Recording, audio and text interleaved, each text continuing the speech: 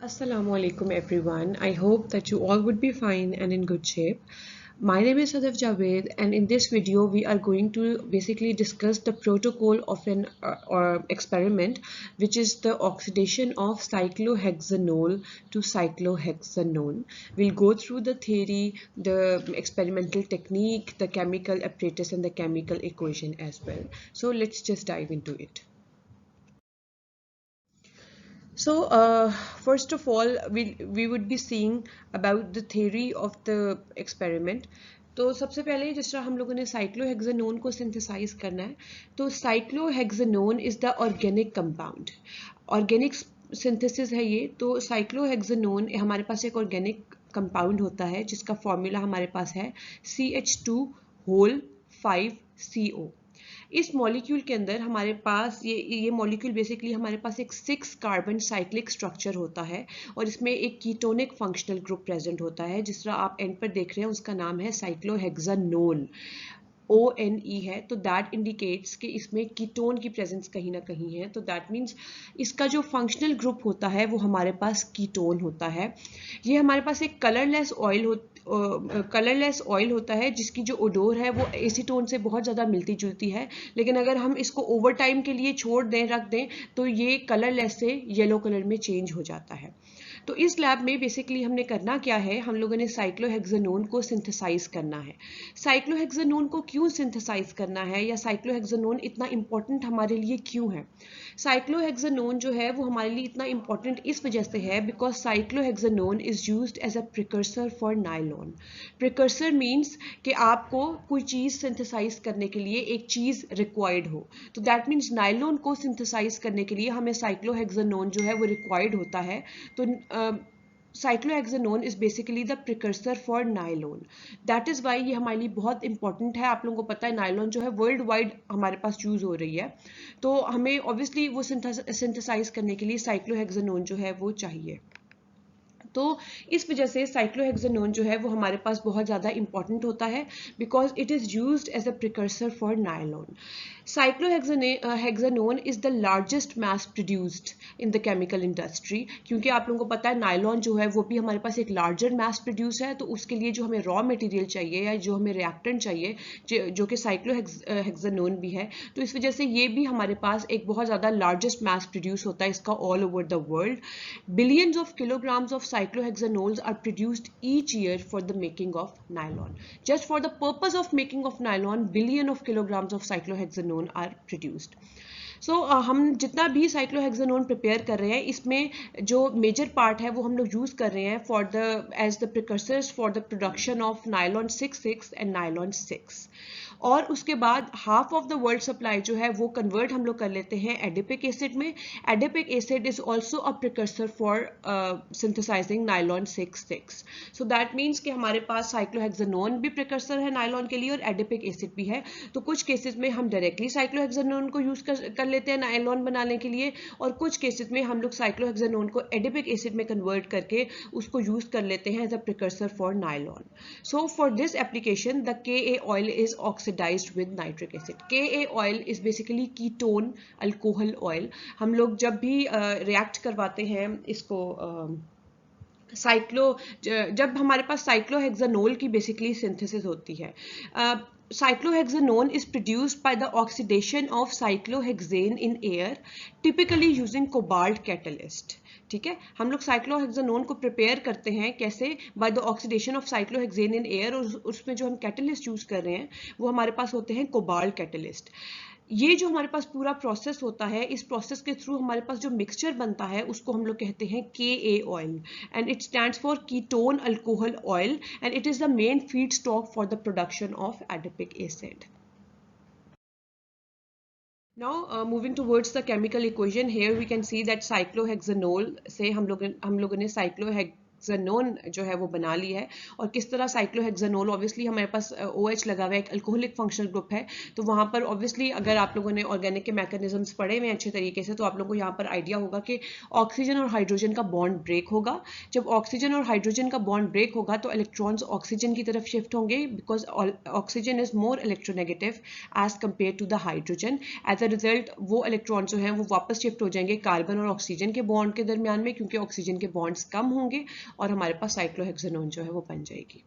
बस अब हमें ये प्रोसेस करने के लिए क्या करना पड़ता है, एक्सपेरिमेंटल टेक्निक क्या है, वो हम लोग आगे देखते हैं। नाउ अब हम बात करेंगे केमिकल्स के बारे में। हम लोग जो केमिकल्स यूज कर रहे हैं वो हमारे पास है sodium dichromate, water, cyclohexanol and sodium hydroxide.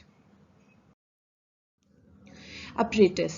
The apparatus that we would be needing for this experiment is round bottom flask, reflex condenser, funnel, measuring cylinder and beakers. So now moving towards the procedure. अब हम लोग बात करते हैं procedure की। तो सबसे पहले हम लोग क्या करेंगे कि हम लोग एक 100 ml का बीकर ले लेंगे और उसके अंदर हम लोग 60 ml ऑफ वाटर ऐड करेंगे और उस वाटर के अंदर हम 12.5 grams of sodium dichromate dihydrate add करेंगे और उसको हम बहुत अच्छे तरीके से स्टर कर लेंगे और फिर हम लोग उस मिक्सचर को कूल होने के लिए रख देंगे। फिर हम लोग क्या करेंगे, हम लोग एक और साइड पर 100 ml ऑफ कॉनिकल फ्लास्क लेंगे और उसके अंदर हम लोग 6 ग्राम ऑफ साइक्लोहेक्सानोल ऐड कर देंगे। और ये जो अभी हम लोगों ने साइड पर एक सोडियम डाइक्रोमेट डाइहाइड्रेट का सोल्यूशन बनाया है, ये हम लोग उसके अंदर ऐड कर देंगे एक ही पोर्शन में और उसको अच्छे तरीके से स्विर्ल कर लेंगे ताकि वो मिक्स हो जाए। जब उसका टेम्परेचर 55 डिग्री सेल्सियस पे राइज हो जाएगा तो हम लोग क्या करेंगे कि उसको कूल करेंगे। हम लोगों ने टेम्परेचर जो है वो 55 से 60 डिग्री के सेल्सियस के दरमियान में रखना है, तो हम लोग उसको कूल करेंगे ताकि हमारा टेम्परेचर मेंटेन रहे। जब हमारा मिक्सचर मतलब हीटअप नहीं होता, लाइक हम उसको ऑब्वियसली पहले हीट कर रहे थे, अगर हमारा मिक्सचर हीटअप नहीं होता तो हम लोग क्या करेंगे कि हम उसको थोड़ी मतलब फर्दर हीटिंग नहीं हो रही है तो हम उसको फिर रूम टेम्परेचर के ऊपर थोड़ी देर के लिए कूल करेंगे। रूम टेम्परेचर में फॉर अबाउट 1 आवर जो है हम उसको रहने देंगे। उसके बाद हम क्या करेंगे कि जब वो हमारा मिक्सचर जो है वो रूम टेम्परेचर के ऊपर कूल हो जाएगा तो हम लोग क्या करेंगे कि हम लोग एक राउंड बॉटम फ्लास्क लेंगे और ये जो हमारा मिक्सचर बना हुआ है ये हम उसके अंदर ऐड कर देंगे और उसके अंदर हम लोग 60 ml ऑफ वाटर जो है वो भी ऐड कर देंगे।